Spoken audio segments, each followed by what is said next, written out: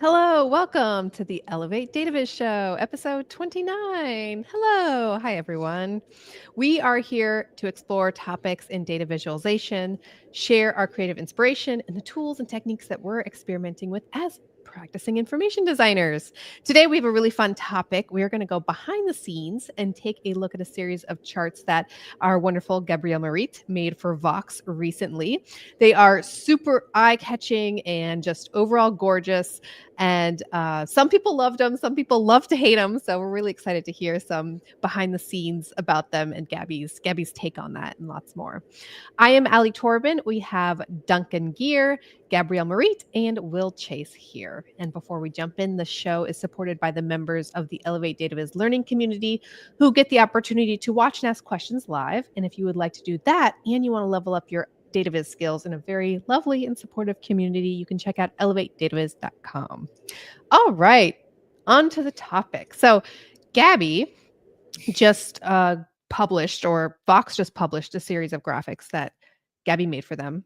And I think maybe the first question I'm wondering, and probably all our other freelancers are wondering too, how in the world did you get this job with Vox, this project? I have no clue. I was just contacted, to be honest. I was revisiting those emails because preparing for this. And yeah, the art director just reached out. So I should put some upfront statement that like Vox has an aesthetic that matches mine somehow. Like they are famously known for having a lot of information design heavy projects, like both charts and video explainers that are collage based. Like it's a language that they have adopted, I think, overall as a newspaper. So I was just contacted by one of the art director, and she just sent an email. We're like, are you available for Big Rush for the next month to do a whole series of charts because your aesthetic matches well what we're looking for? And I said yes. Yeah, it would be interesting to know where they found out about you. But I'll just put it on. Don't know. She was following me on Instagram. I did check. So I'm gonna say, you never know. I feel like we've discussed it before, but I feel like the collage aesthetic I've promoted quite a bit. My personal aesthetic has been promoted quite a bit. Like I've posted a lot back then in Instagram and Behance, and it was meant for creative directors and art directors to find. So I'm gonna assume that's what happened. Yeah, it worked. It worked. It worked. And you said it was a rush job, right? And you only had like a month to do these ones plus other ones in other articles, 4 right? illustrations. Yeah. So it was a rush, not because it was, but because she contacted me on, I think it was like March 7th or 8th. And the launch date was this Monday. So April 21st. So that's like a month for 10 illustrated charts plus 4 hero illustrations. Okay. That's a lot of work for a month. It is. And you see just like how much effort is in going into each one of these. There's just so many layers. And I mean, just beyond just a regular Dataviz, right? Yeah, I think if it was just normal charts, that's easier. Yeah, but when it's almost, to me, it feels almost like illustration work. Yeah. So it's quite heavy in terms of like how long it takes to do. I think this one is my favorite. Maybe we can kind of dive into one of these in a bit more detail in a minute. But before we get onto that, can you sort of tell us what the original brief was like? Yeah, actually, yeah, I'd love that. Let me look. It was really high level things. Like there wasn't a ton of things. So I'm trying to pull the email, but my computer's lagging. I think she came in and she said, hey, we have a series on climate, and they already had the title of the series, although that was up in the air. So they were like, the series is about how climate change wins and how the current momentum outweighs the threats. So it was a very like positive take on the green energy transition, really. And the series was already called Escape Velocity. And so when she came in, she's not a director. She had a good sense of like what she wanted. And so she said, she was interested in integrated photography, so collage kind of thing.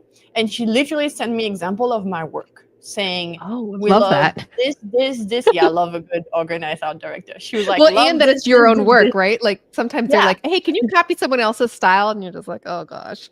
Yeah. So she was like, we love those. Just so you know, we'll have, we love those. We want collage style. Those examples that she gave me were still quite distinct in terms of even within collage. And so the first thing I did was jump on a call, talk through really quickly, budget and things like that. And then I'll also ask her, can you tell me what you like about each of those? Hmm. Because they're all quite distinct. They were all collage, but there was some uncommon change that I had done in the past that's a bit closer to this. But there was some where, the chart was deformed and it was like more smoky. Some where the chart was more actually a vector shape, like really clearly a chart. But then there was like a photographic element around it, and Right. and some of it, the chart was the photo. So I was like, Uh-huh. which aesthetic are you looking for, and what do you like each of those? Do you like full bleed images, think when there's more things, or something more retrieved where like there's vector graphics? And then just to get a sense of like how far did they want to go in collage and that kind of thing. Mm-hmm. Oh, I was just noticing this detail that this like it almost looks like the axis line, but it's more of like a annotation thing. Is that It's an right? annotation. Yeah. Yeah. But I love how it kind of feels like almost like it's the axis Mhm. continuing. I was And how much curious. of the? Oh, you go Well, first, Will. Go on. Will first. Okay. Yeah, I was very curious about like the division of labor. So did they provide you with the data, or did they expect you to get the data? Did they already have like, we know exactly what chart we want you to make, and like here's the Excel file, or was it like, how did that work? Yeah, they were really organized. So they had all the data sets that they wanted. They had a couple Excels and things kind of floating around about like Yeah. what kind of data they wanted. So they sent me a Google Doc. It was really well organized. Send me a Google Doc being like, Dataviz 1, 2, 3, 4, like this is what we're doing. This is, and the Excel that comes with, and then the source it comes from, which was really helpful because it allowed me to go back in the source and figure out what it meant. Like, is this projected data or is it actual data? Like there are some that I projected here. So I just wanted to make sure which one was what, how, what am I representing? But they're really good. They had put screenshots of how those charts, if they existed, were presented in the wild. So imagine scientific papers, bar chart kind of thing, like Right. PowerPoint. But obviously most of the chart were not the appropriate way of showing this data. So the line chart, obviously that's the easier way, but some of those, including for instance that map that you like, the GIF that you like, Ali, which is funny because it's the one I dislike the most. Oh, really? That's funny. Yeah, and like some of the other shapes, like the one on cars, like they were all bar charts or like other ways of showing things. I think this one was a map of the US, but I think it had color on, like what do you call it? A chlorophyll map. So there was just distinct things. So the first step I did, that was really nice to have organized data and not have to look for it, especially with that timeline, because I think they had a clear point of view. And so the first thing I do in those cases is I start with charts in Excel, in this case Flourish, of the final shape I want to have. And then I send that to them. And also they didn't say in the data set they sent, they never said what they wanted to show, like what was the goal. So I made a draft of every single one of those in Flourish. And draft meaning like you didn't have all the illustrations and everything. It was like, for this, it's no just visual. Like, just the chart. Just an ugly, good old like Excel style chart. And I'm like, this is the final shape. This is how I'm going to do it. Like, for instance, here being like, this is going to be more like small multiples map than it's not going to be a map. Like, we're not doing a chlorophyll map. And, the other one, same thing. I was like, I'm going to do hexagon because I think states are, and I made a mistake. There's a mistake on that chart. But, it's like, I was like, this is the shape we're going to use. The cars one, for instance, it's a stacked area chart. When it was a bar chart, I was like, we're going to use this shape because it shows this. And then I also added annotation. I sent that as a Google Doc. I organized. And I was like, the title, they had no clue, no indication on title, none of that. So I was like, I will suggest that the title is this because of the data. So I suggest the title is, the speed has increased by X amount of time from this amount of thing.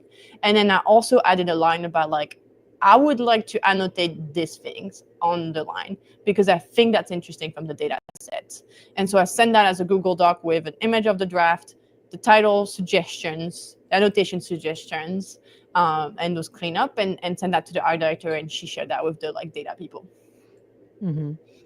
And did you? I'm just curious. I want to know right now, like, what? How did you animate this? Did you use some sort of Adobe product or something, a Figma, or how did you animate it?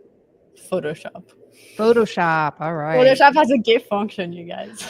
And so did you just have like 4 versions, or was it Mhm. 6 versions Yeah, of the just chart, have and then full version of the charts, and then you put it on the Flip through. timeline, and then you decide how long Alright. it takes, and you loop it, and then you're done. I love Ali's it. going away. She's going to make a lot of gifts in It's the like, next I'm week. making GIF. But they are hard to make like this unless Yeah, you were using something. I wanted to make it, and I have some stuff that I was like, oh man, the drop shadow was left on the last slide. Oh, I no. like some things that I'm like, ugh. But you know, I think what, like for instance here, I wanted to animate more because I would want to animate the slice, how like the offshore increases. But honestly, if I had time, I would have actually animated. But with that timeline, I was like, we just can't. So we're Yeah, gonna do yeah. GIF. Yeah, I think it's you'd be cool. amazed, by the way, though, at Axios, like how many of our illustrators would make very intricate animated illustrations and GIFs and stuff using Photoshop. Like Yeah. you'd see these things and you'd be like, whoa, this is like a professional animation, and you'd think like they must be using After Effects. And a lot of them did, but like several people were just like, I don't like After Effects, or I don't know After Effects, so I just use Photoshop. Yeah. So many options nowadays. Like I've used Figma obviously, and I exported Lottie files. I've used Jitter recently, which is kind of like it reminds me a lot of like the Figma prototype in a way, but it's made for like tiny animation. It's really simple. Yeah, there's definitely a ton of things you can do with really basic software that's not After Effects, which is scary. Yeah. I was going to ask a minute ago, you know, Will asked about the sort of like the data side of things in terms of what you were given. I'm also curious about like how much style guidance they gave you. Like, did they ask for specific typographical parameters? Were there colors you needed to use, or did they give you pretty much like carte blanche to work on whatever you wanted? Complete carte blanche. So I'm gonna show you. I'm gonna show you the example she sent me of my work, and I'm also gonna show you the creative direction, because she was like, you can do whatever you want, and you don't even need to do like Vox aesthetic. She was like, this is a series, so it's independent, so it can be different. So she sent me, I'll share that on the screen and I'll explain that. So she sent me those images from my Instagram, the link. Sorry for the annotation, but she was like, I love this one and this one. I was like, okay, so what is they very different in my opinion? So I was like, what do you like about this one? And she's like, I love the thin lines in here, and I love the texture of the paper background. And she's like, I love this one. I think actually this one we skipped. She loves this one. She loved the contrast of like there's a clear visual object that represents what this is about here. And so she loved that aspect. And then she liked this one for the contrast. And again, quick draft, easy to read. And I should probably describe what I'm showing on the screen for people who listen to that on podcast. But the first one is like a story about fossil fuel production. We're like, where it's going, where they say it's going, where we'd like to go. It's like more vintage, and it has line, and it has like a green landscape with it, and somebody falling from the sky. The second one is it's a penguin sitting on a rock, and the Dataviz is the rock. And then this one is Our World's on Fire. It's a global world temperature index with temperatures that are like kind of like lower in temperature anomaly and then go up and they become red, and there's like some texture on the graphic, and there's a guy sitting and looking at it. And this one, she likes the proportional aspect of things, and she liked the beige background. So I just got a couple elements out of that. Like she likes beige, she likes the textures, she likes when there's like, she really emphasized the like aspect of like materiality of like landscape. So the rock on the losing Antarctica, photographic element, and then the like landscape here. So, and then I had carte blanche for everything else. So I did I'll show you. I did a creative direction because, I need help when it comes to that. And I had a really strong vision of how this was gonna be. It's all about how like the green transition is happening, whether you like it or not, whether the administration support it or not in the US. It's just happening. And so I wanted to make it a joyful graphic, and something that you utilize the element of like technology to show them, like visualize those, but also put that in context. This was also US based mainly. There's some world data, but most of them are US based. And in the US, the reason why the green transition is happening is because there's so many resources, like natural resources that we can use, wind, solar, geothermal, that are also beautiful to look at. Like the technological thing is beautiful, but the landscape is beautiful. Like it's just like America is beautiful in that sense. And I really wanted to like emphasize that, because I'm thinking of the audience. I'm thinking about, oh, those are Americans that think like we can't do anything, that they've lost faith. And I wanted to show how beautiful their country is and how much resources there is already to just utilize. So I was inspired. So the colors I was going towards, Duncan's going to remember that, like more of a solar punk aesthetic. Duncan, you want to explain what solar punk is? Solar punk is a movement that is about, I think, like 15 years old or something now, that is a sort of like idea around a hopeful future. It is an alternative to dystopias in the sense that it is giving, it is a sort of fashion and architecture and literature and musical movement that is all around hopeful futures. Sometimes it's also called hope punk. And so it's solar in the sense that it's about like high technology but green technologies, and it's punk in the sense that it is also anti-establishment and not like big business. It's like small community oriented, things like that. Yeah. If you Google solar punk, you'll find loads and loads of stuff about it. You'll find it. You can think of it as like steampunk, which I think most people are familiar with. It's like a lot of like invention and tubes and technology and glass and metal and things like that, but with a like greenery everywhere kind of thing. So there's like green buildings and things like that. And also, I think it's really suitable for this because if like steampunk is very much backward looking, you know, it's all about like Victorian aesthetics and things like that. Whereas solar punk is very much forward looking. It's all about renewable energy and solar panels and robots and all these kinds of things.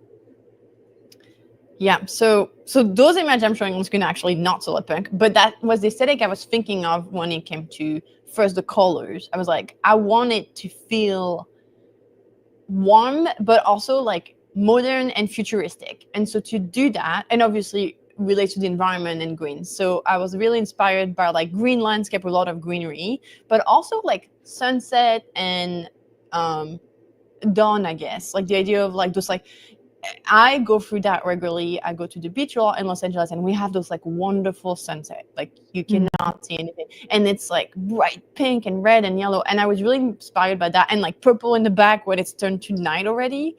And I love that aspect. That to me, the reflection of light on also like metal and glass was gonna give that like, wow, the world is beautiful, but also technology. So I looked for colors that related to that. So I'm showing on the screen some like illustration work. The credit is in there for those who are watching, but images from Rosh, Ibrahim, Ryan Taka, which I love. I'm obsessed with his work.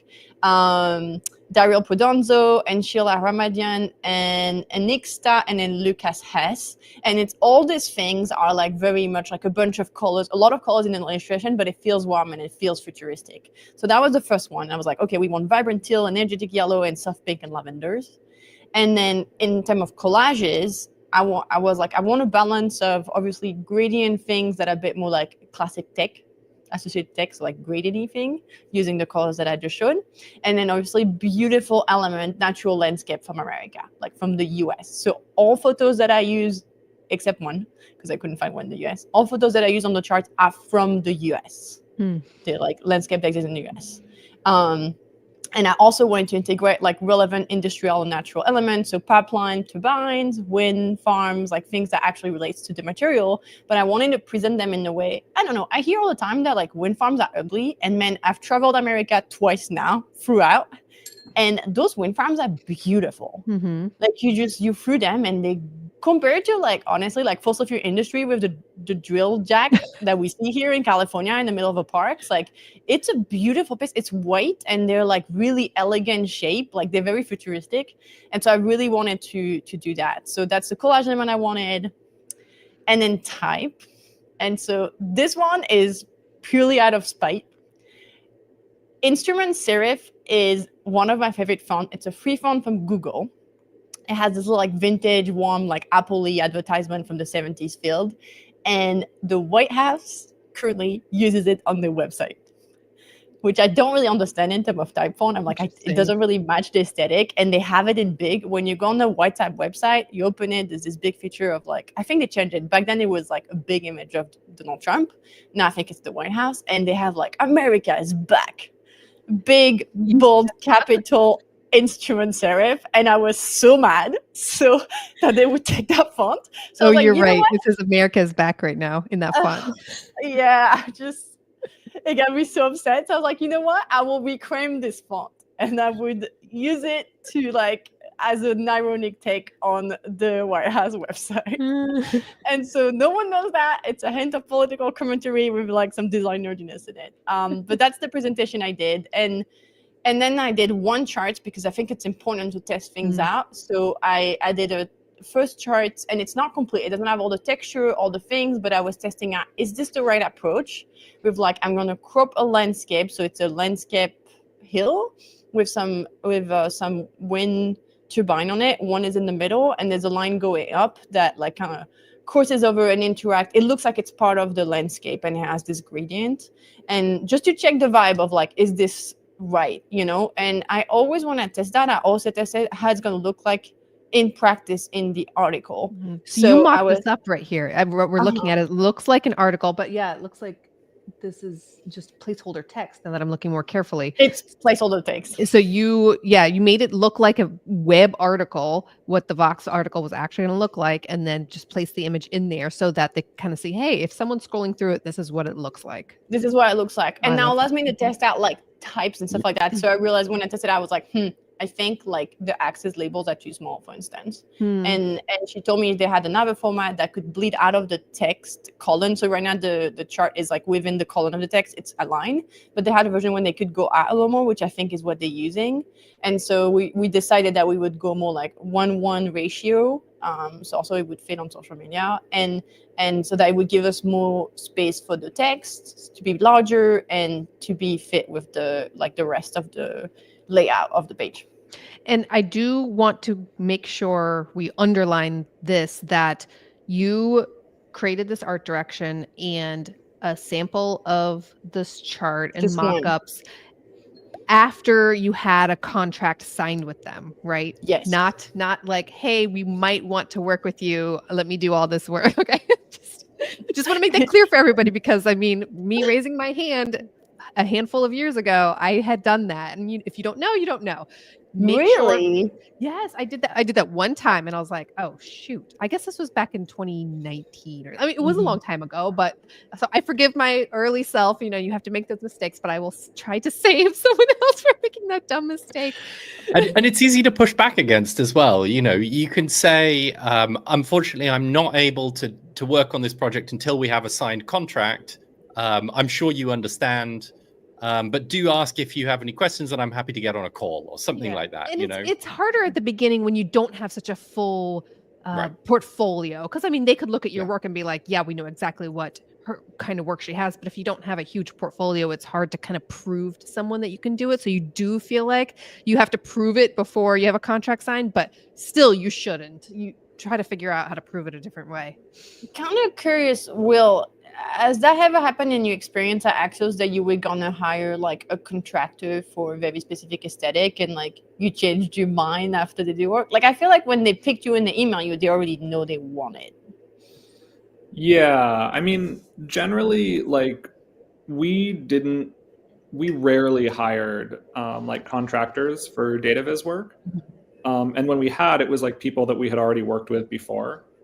And then, like sometimes our illustrators, like our illustration team worked a little bit more with freelancers. But yeah, it was like always that they knew what they wanted, or like a lot of times it was just somebody to fill in for them while like somebody was on vacation. So it was not like, they were not necessarily looking like, oh, we love your particular aesthetic, but it was just like, we can tell from your portfolio that you are like capable of using Photoshop to make photo illustrations. You have the skills. Yeah. Yeah. And like, yeah, honestly, most of the time it was like somebody they had worked with before, so they already knew this person. Yeah. So yeah, that's never happened. That it was like, oh no, that like this thing was totally different than we were expecting, and it was terrible. So yeah. You do sometimes get organizations that are in a rush and they're like, can we start work before, we do the legal stuff or whatever. And it's totally okay to push back against that if you don't want to do it. But also if you trust them, then it's okay to do that if you think it's the right move. There are circumstances where you might want to do it, but Yeah, I and was it's gonna just say, like turning the dial of risk, right? Like you're just turning the dial of risk up. It doesn't mean it's going to end badly or it's going to be fine. It's just there's extra risk. Yeah, and I have done that particularly like working with people that I trust or I know, right? So like if I'm working with some unnamed corporation that like I've never worked with them before and they just reached out cold to me, I would be very wary about that. But if it's like, absolutely, oh yeah, I know this person, I know their reputation. Oh, this is maybe it's an agency that you're aware of their work. They have a good reputation. Like, that's far lower risk. Yeah, I always like to think to myself, if I'm having to cut corner or being asked to cut corners in some kind of a way, thinking fast forwarding in my head like 6 months from now, if this all goes south, how mad am I gonna be at myself for cutting this corner? And if it's just like whatever, or I'm gonna be so embarrassed, I'm gonna be so mad, then I'll put my foot down. But just kind of thinking about yourself in the future helps sometimes. Yeah. To your point, I think, like, for instance, Paige Vickers, which was our director, so she gave me a contract and all. I actually said, like, to get started and be on top of the timeline, I need the contract by X. I was like, I need to have it, otherwise it won't happen. But like, she would have asked me to start beforehand. I think I may have even started beforehand, to be honest. Like, if you're excited, just not showing her project. anything. Yeah, it was cool. And I mean, they had obviously picked me. They had the Dataviz, like all of that. She had shared the brief. Like, I was like, it's happening, So I think like we'll say, you get some like red flag, green flags, and it's like, for me, like, Vox is a reputable source. She's a non-director that's known in the field. She's super nice. Shout out to Paige, who was very patient with my shenanigans on Dataviz. I just think that, like, you can feel that, like, it's gonna be professional. And even if she had asked me, like, it's gonna take a minute to get the contract ready, I probably would have started. Yeah, because sometimes that stuff is not in their control. Right? Yeah. So can we talk a little bit about process? You've shown us this really nice like art direction thing. Where did you go after that? And like, how much back and forth was there with them? How many versions of the charts did you do? Did you test them with people? Like all these kinds of questions. Give us the kind of timeline. Love that. Okay, so the timeline. I'm gonna go open my Notion and check because it's all in there. So also in earning trust, I think it's important to be transparent about the process. And so typically she was like, are we going to be able to see draft? She had put some timelines of like March 11th was the first draft. And I was like, April 11th. And I was like, that's way too late in the process. And also like, what is draft? And so when I discussed with her and I sent her an email afterwards, I was like, here is how the process is going to be.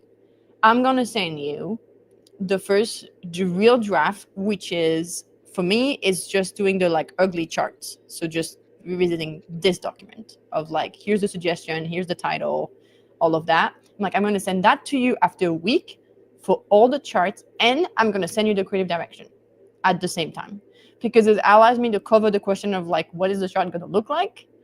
Make sure I have all my questions on like what we can do or not, and also show her the creative direction so she can see the bigger vision. And as part of the process, sending her a creative direction, saying like what I call a prototype, which is something I stole from Ali, from Ali, like a first draft prototype, like that first image that I've shown on the screen.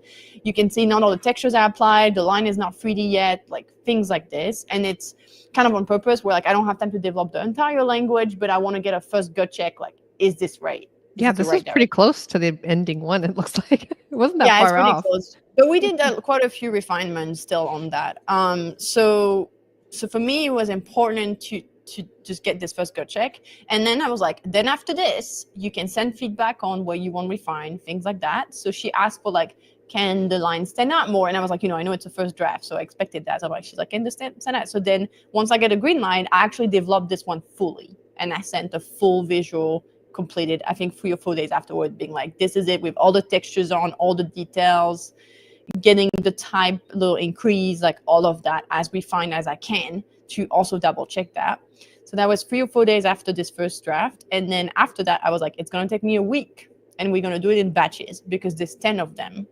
And it's going to take time for me to do photography. So I don't want to wait for like 3 weeks for me to have them all complete. So I send them in batches. So a week after this, I sent 4 or 5, I think, completed. And then another like 3 or 4 days afterwards, I sent another 4 or 5. And at that stage, I'm sending like almost completed work. Were you working full time on this, or were you working about how many hours a day were you working on them for the week? Just curious. A lot. It's in general, it takes me around. So the first one took me like 3 days just on its own. The time to figure out the creative direction, the like color, the treatment of the line, type. Like I think it took me a full all these 3 layers. days. Yeah, it takes forever. And then after that, I had to develop everything. Finding the photos is the hardest part, you guys. Sometimes it takes me hours to just find the right photo, and I'm sure we'll talk about that. But so I'm actually gonna look in my software because you girl tracks everything, so I'm going to give you the exactly how long it took. That's why I asked. I knew you would know. While you're looking, can I just express some joy that Yes. like this is like peak Gabby of the client comes to you and be like, this is what the process should be, and Gabby comes back, he's like, no, this is what the process should be. Yeah, she was like, that is so you. Yeah, she was like, this is what we expected. I was like, that ain't happening. This is what I expect. Because I mean, to be fair, it's like if they expect sketches, for instance, I can't do that because it's collage work. So I don't know what I'm gonna use. Like I need to go and explore the photo and then check if the photo is legible is the right topic in the right country.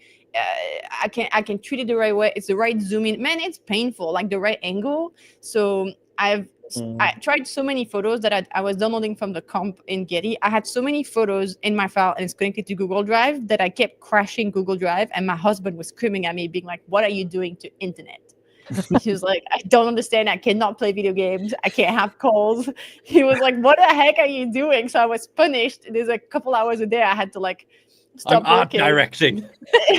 He was like, can you stop working? Because I can't do anything because I was playing with so many images.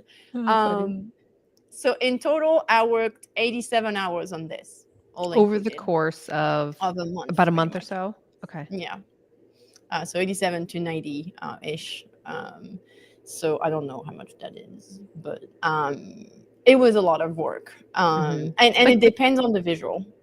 Kind of like 2 solid weeks if you're just like, that's only what you're doing. Only what you do, which is not how which works. can't do that in our line. Can't do that, yeah. And so there was the charts, and then there was the illustrations, which took more back and forth. And did you get like much in the way of sort of like notes and feedback on these like second round things, or once you had kind of the broad style nailed and agreed, they were pretty much like thumbs up with everything that you sent? They were very thumbs up, to be honest. So, and I said that like, once you approve this, I'm going to go ahead and like send you like almost final chart. So like, and this is why I get the shape approved and the creative direction approved, so I can be like full on roll. And so I'd send that, and they would just send refinement. Like we had to change the ratio, which is the type scales. We had to change the colors a couple of times, refine some of the colors, but they were pretty much just like change the annotation, change the title, change the ratio. Can we change the color of the sun in the background, kind of thing?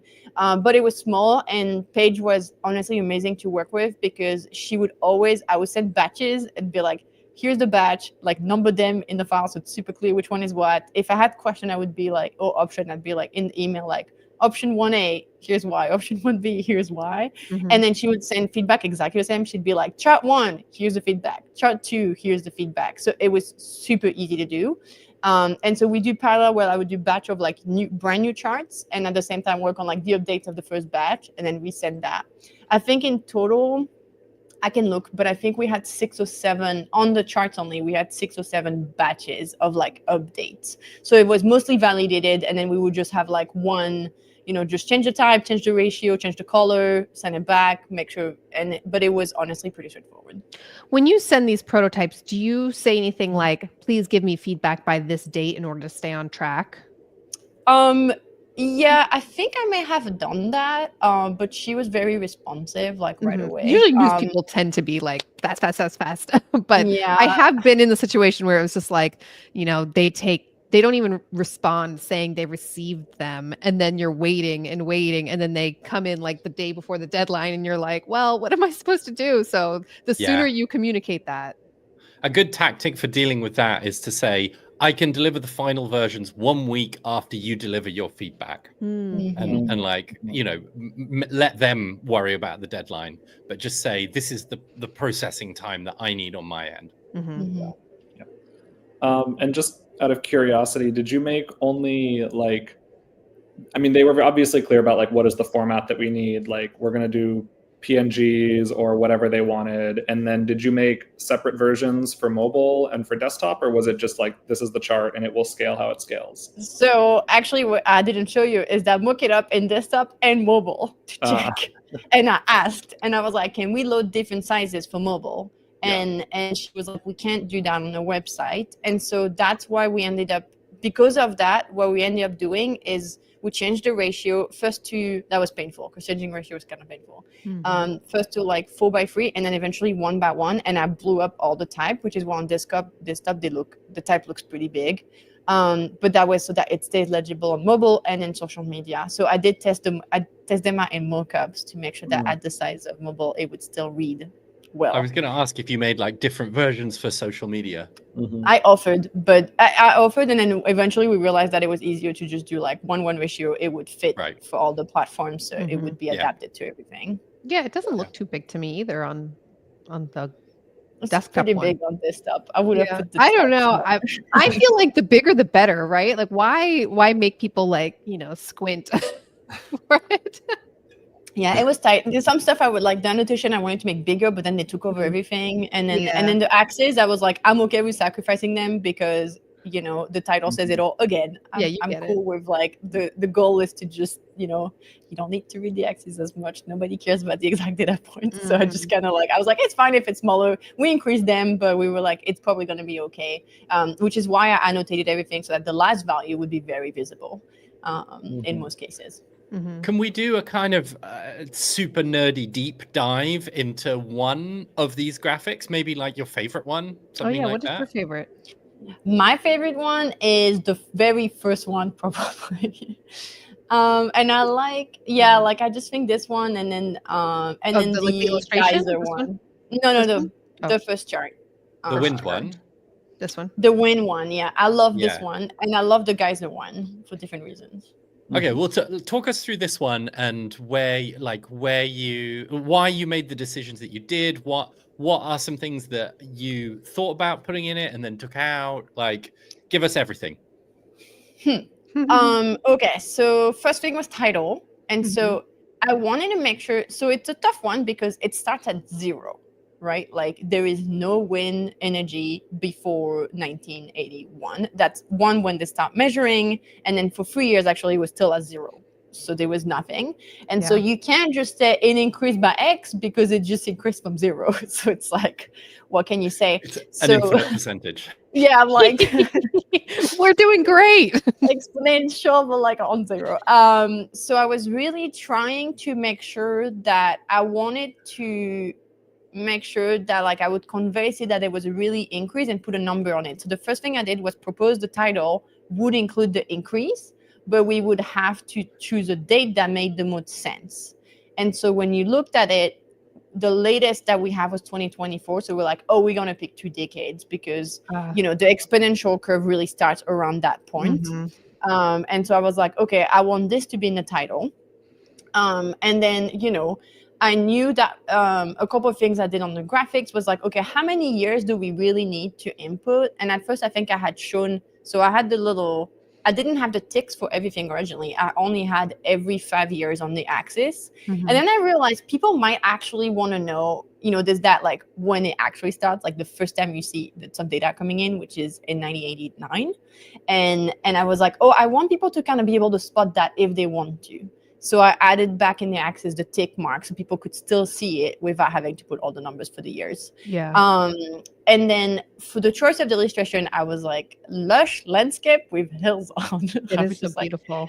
So something that's funny is this image is not green originally. It's a brown landscape. Oh, really? Ah, wow. So I think I might be able to show you guys, but I was playing with that on like, I wanted to look lusher than it actually was. And it was really hard. I wanted the wind to be front and center. So I wanted the wind farm to be like beautiful in the middle. And I couldn't find one. And I wanted the line to feel like it's like hovering above the hills, coming from the hills. Mhm. And so this is why it's casting a shadow and all that. It's interactive, the landscape. Oh, yeah, And so it was really hard to find images. That's the hardest part for me, is there's a ton of hills with something on, but the angle is usually from up to down, like I drone see. style. So, and I wanted it to look like you're looking at it from your car window. You're just standing right in front of it, so that the line would look okay, like it's part of the angles needs to work. So that was best. And what I loved about this image is the front windmill currently, wind turbine, is sitting on kind of a plateau. It's kind of a like flat line, and I was like, it's perfect because of how it works. I need the line to start not at the bottom of the image, but somewhere else. Like the 0 is not going to be there. It's not going to be at the same level as the x-axis. Yeah. Tell me why you made that decision to have the baseline of the chart not be the baseline of the background image. Purely aesthetic. Because if you put it at the 0, then you almost like detach the line from the images. Suddenly the line isn't part of the landscape, it's just sitting on top of an image of a landscape. And for me, I wanted to really make it 3D. So all the choices I made in other position is to like actually merge, like one of the line goes through a solar panel, for instance. Yeah. So I wanted that. And if I had put it at the bottom, then it would have just looked like it was sitting on top. And so I wanted it to be up. But because of that, I knew people are going to misinterpret. So because of that, I knew I had to find something that would look like a 0 axis. And so I used the plateau. Laying on the ground, meaning 0. The plateau is like, there's a line, and I'm like, it's great because it's actually a line with the 0, so that your eyes still goes through that line and goes up to the 0. Interesting. Because the y-axis is on the right side, because what I wanted people to do is just go read the title, start at the bottom, see that it start at some kind of bottom and go all the way up, and then read that number. And so I wanted the axis to be on the right side, because that's where the action happens, because for the first 20 years nothing happens. Right. Do you want me to show the landscape without the green? Gabby, Yeah. I was going to ask, is it going to crash your computer if you open Photoshop? Nah, I got it. I think it would be very, very interesting for people to see just like your How layers. much? Yeah, so, and I was doing some shenanigans this morning with it, but this is how many layers there is. And yes, I tend to name every single one of my layer, because there's so many that you will lose which one is what after a while. Track. So I tend to name everything. There's some that are not, but most of the time they are. So just to show you the original, I guess I'll do, I'll just show you the original image. So I'm going to turn off all the layers of treatment. This is the original image with no treatment. So it's a brown landscape, and it's a little lighter. And I wanted it to be more contrasty. So I did contrast. I corrected the level, which is like light versus dark values. I started playing with the colors. And so to do that, you can use either hue and saturation, but it's usually limited. So I like to do color balance, because when you do proper photo correcting, if to get real lights, it's not like everything goes green. Shadows tend to be cooler, so they tend to go towards blue, versus the higher value, like where the sun hits, tends to be more on the warmer side. So I corrected it so that the shadow will look more blue, and then the rest would look more like yellow when the sun hits it. And then I added noise on top, because I like the aesthetic. And then there's a bunch of other stuff that I did with like shadowing, the 3D, and all these crazy things. Can you tell me about the big thing in the background that just says wind? Like, what were you trying to convey with that, other than wind, obviously? Well, wind, yeah. So there was themes in the article. There's literally like chapter, wind, cars, and at first glance, when you look at it, you don't know what it is sometimes. And I really want to make sure that like the topic was really clear. I knew they would also be on social media where people go really fast through things. So I wanted to make sure that like they could grab the topic really, really fast. And I just wanted to use instrument serif in big bold letter in the background. I was like, this is what I'm going to do. I'm like, because, you know, Trump was like, America is back. Like, America is great again. Like, scream in your face. And I was like, you know what? I will scream in your face the fact that we have natural resources and they are available. Wind has always been here. Yeah. So that was a bit of my revenge. Could I have done without it? Yes. I love it. I think so. Yeah, I think it works really well. It's like it does. headers for the sections and yeah, it's just everything. like I know the topic immediately. Like I see the picture, I see the big word, like I see the up thing. You know, you don't really have to look that long, and you get a lot of information. Yeah, there's a legal concept that I love called a moron in a hurry. Yes, And- that's what I was feeling like. And the idea is like, you know, I can't remember the exact thing is. I think it's something to do with like trademark law or something. And it's like, would a moron in a hurry confuse these two things? And if the answer is yes, then, you know, they're too close. And, you know, you don't want to lose a moron in a hurry who's like scrolling past this An on social expert media. design tip from Duncan Gear. Yeah. Imagine I you're love a moron. that. I know, Imagine it's you're always perfect. the moron in a hurry. That's To why be I like fair, that. I think that's something that we had to take it because half the graph in these articles are line going really up. So I was like, we need to distinguish them. So I had to make sure that we would do that somewhat visually. And so the type helped a lot. And also I purposely chose not always green hills. Sometimes it's like Arizona landscape with a bunch of solar panels that's more like brown and the red rock from like Arizona location. And it was on purpose so that you would have a rhythm so they didn't all look the same one after the other. And you're just like win, win, win, win, you know. Yeah, I mean, it's really interesting what you were just saying there about so many of these charts are just lines going up. Like, so many climate and environmental charts are that as well. Either lines going up or lines going down. Going down. There's no more subtlety than that in a lot of this messaging. And definitely when we're working on sonification, things like that starts to get hard because it's like, you know, you have the sound going up or the sound going down or something. And trying to create interesting narrative experiences in that context is difficult. And so whenever I see in an environmental context, any chart that isn't line going up or line going down, and was like, yes, got to do something with this chart. That was how we classified our charts at Axios. It was either line goes up or line goes down. So it was like, that was how you could summarize the article. Yeah. I found some interesting ones like EU bureaucracy lawmaking over time. It's sort of like line goes up and then it goes down. So it's like it goes up. The peak of European lawmaking was like 1989. So yeah, that's a fun one. That's fun.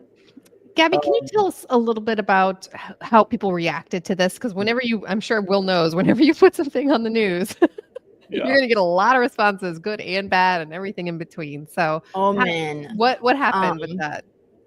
So I love how that happens because there's two answers: love it, hate it.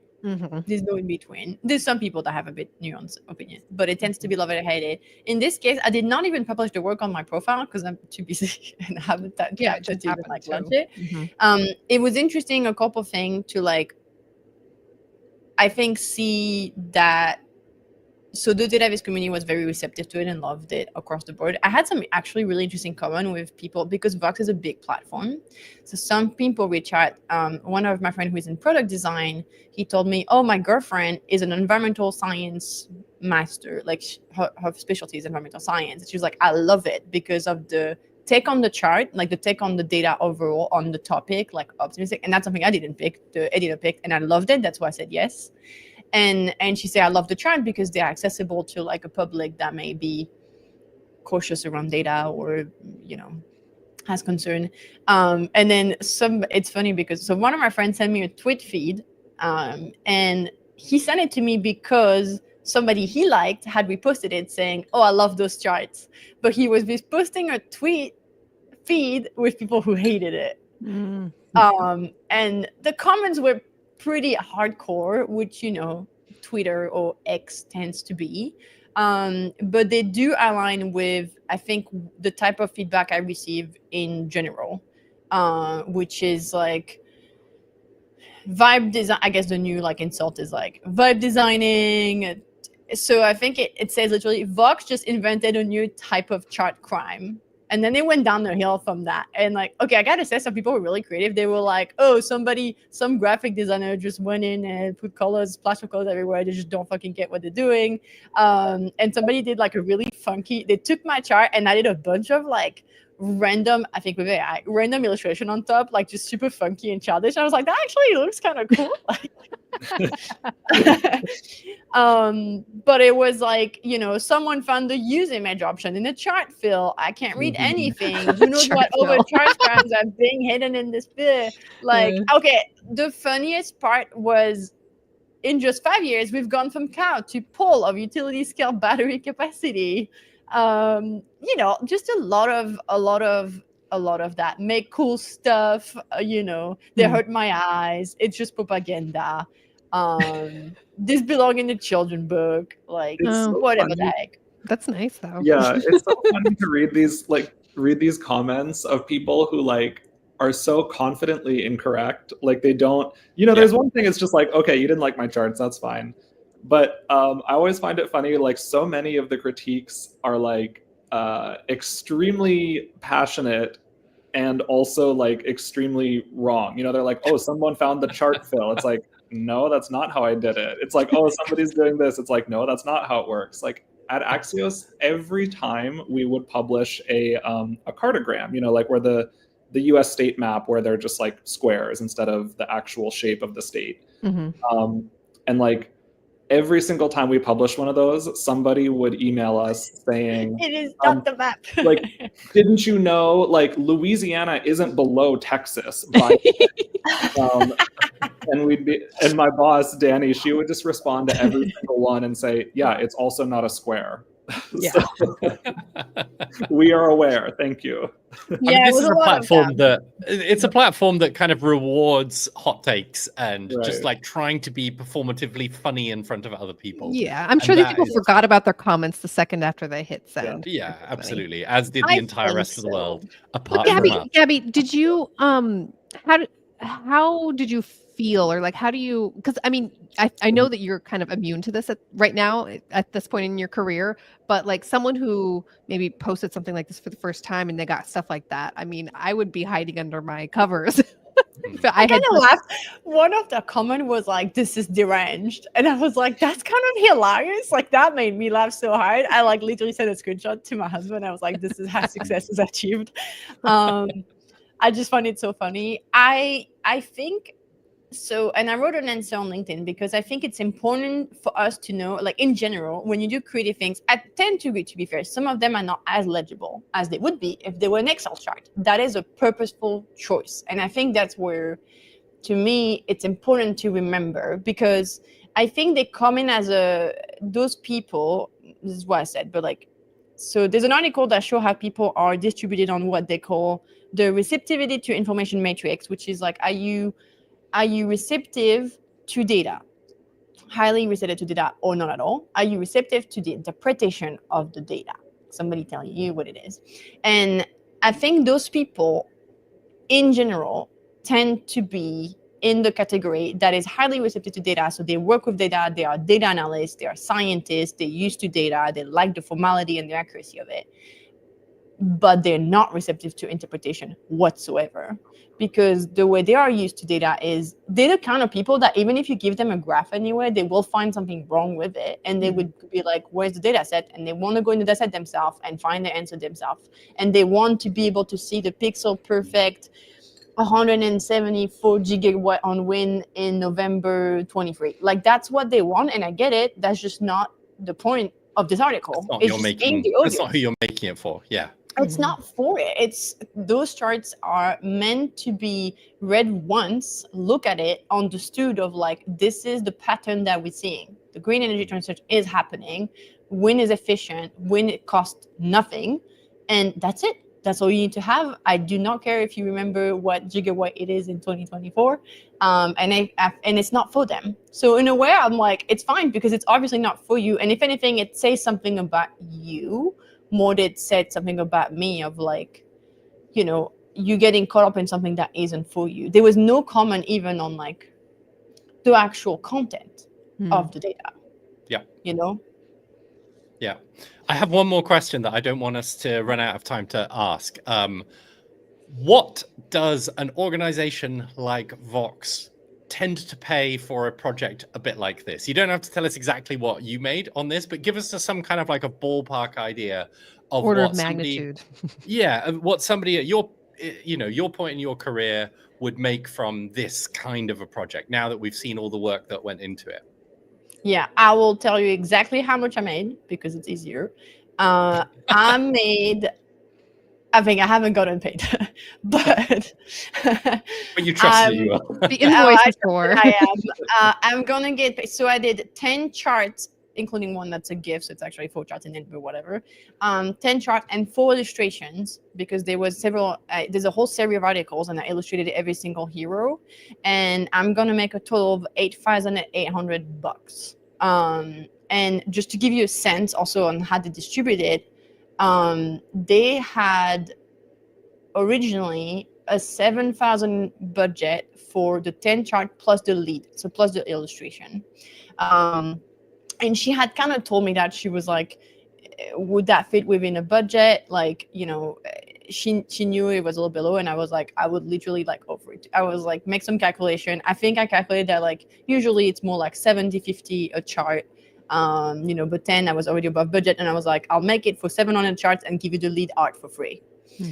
That's literally how I presented it to them because I love them and I wanted to get the work. And then she added 3 more illustrations, and I was like, what can you do for this? And she just gave me the price, and I was like, I'll at that point I'll do it. Like I'm in. So it's not a ton of money. The budget came from them primarily. Like they you had didn't say, yeah. I want this amount of money. They said, we've got this amount of money. I think so. They didn't tell me originally, and I think I came on the call with her, and I was like, just so you know, for me it's X per chart for press because the number for press is different than the number for private.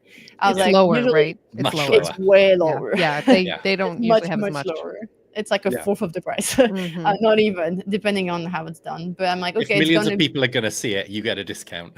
yeah, and mostly I love Vox, and I think the media, just because if they don't get support in that sense, like they end up having a lot of advertisement being bought by big billionaires that change the topic of the thing. So I'm like, if that's my way of supporting them, like I'm down. I would have done it for cheaper, honestly. I actually thought that their budget, so I gave her the budget. I was like, it's gonna be this per chart. That's usually how I would price it.